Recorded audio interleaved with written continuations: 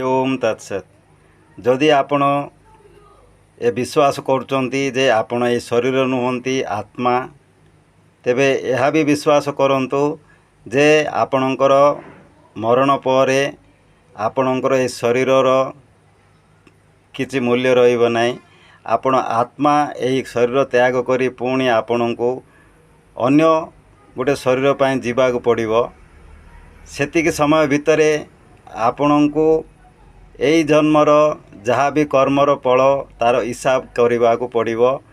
तेणु आपण होचंते आत्मा ए शरीर भितर रही जेतिक दुख भोगुंट ताठू अधिक दुख भोगे आपण ए शरीर त्याग कला परे जदि ठीक रास्तार आपण काम करना।